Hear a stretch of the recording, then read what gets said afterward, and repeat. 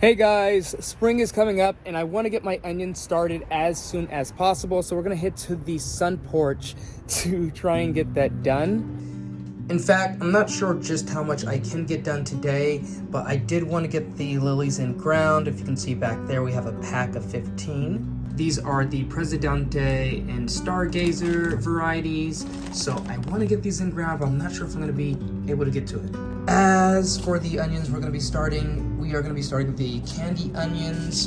We're going to start some Walla Wallas, some sweet white Spanish, the red burgundy, and I lost the Walla Wallas. Oh, I found them. Here they are. So, Walla Walla, candy, red burgundy, and then the sweet white Spanish.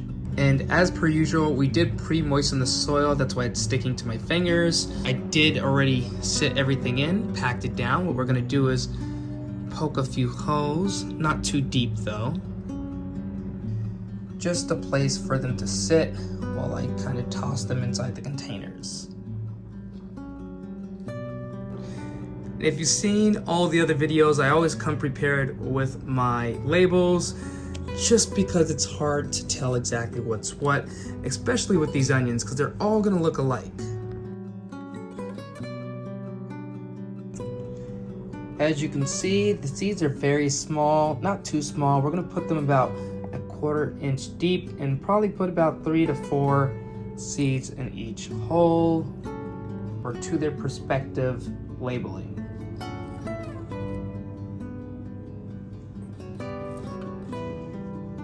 Being sure to remember the last ones we place seeds in.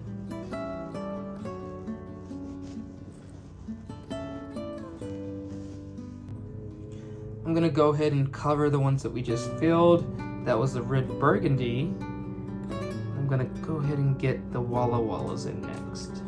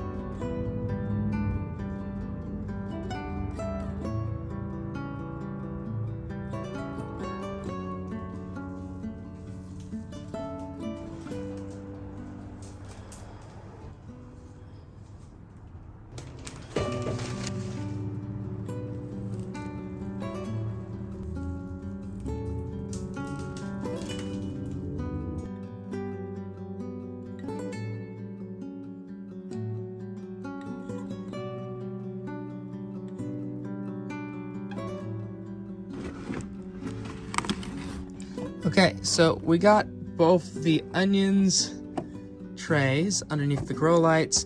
They're also over top of a heat mat. So these guys should germinate pretty soon. As soon as we see some green growth, we will end up removing the domes and removing them from over top of the heat mats, since they don't really need that much heat.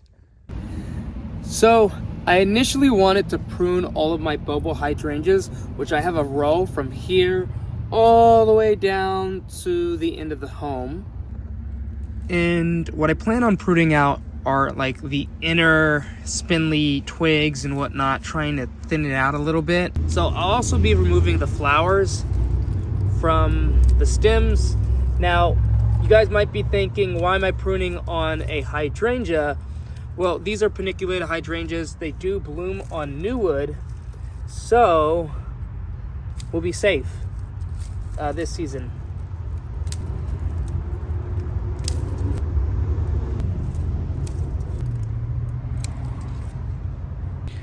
By the way, I did sterilize and clean my pruners previous to doing this, so we're not just going in here with dirty pruners. So if you see, I kind of like really cleared it out a bit, It's a lot more thinned in the inner portions.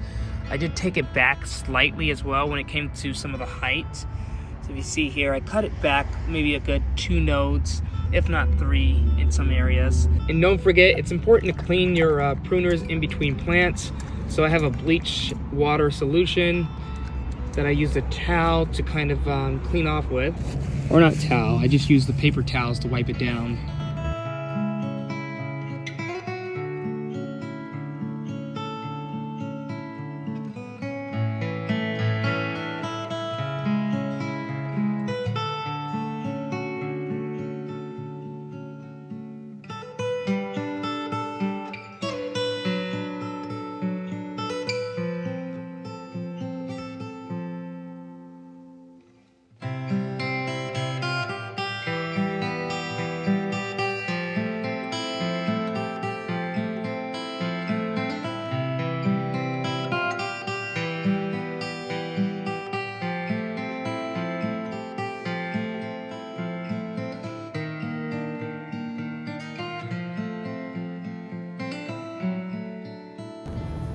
So I ended up doing exactly, or not exactly what I sought out to do today, but we did get all of the 25 paniculata hydrangeas around the garden, including bobo hydrangeas, or little firelight hydrangeas,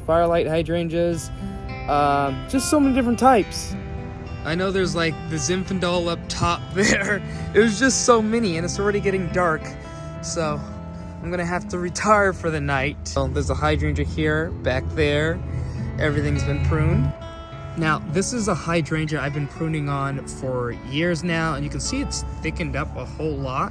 So this is kind of what I want my hydrangeas to look like. And I have something to show you guys that was a shock to me. As I was pruning this hydrangea here, I forgot that I had used the stake to kind of pin down this hydrangea branch. And if you look deep within, there's roots coming from the base of this branch. So I'm gonna dig this up and plant it elsewhere. This is a little quick fire. I believe it should stay a dwarf. So once I get this dug up and place it where I want it, we'll kind of watch it from there. And of course, what I'm gonna have to do is I'm gonna have to cut this branch here, and it should be freed up. I think this, yeah, the branch is rooting itself from up top here as well. You can see that roots came in here. As long as the branches are touching the soil, it will root. But all right, guys, I hope you guys enjoyed the video. We will be placing the lilies in ground another day because, as you can see, light is starting to leave us and it's getting quite chilly. That's why I have the jacket on now. So until then, I'll see you guys next time to place these in ground.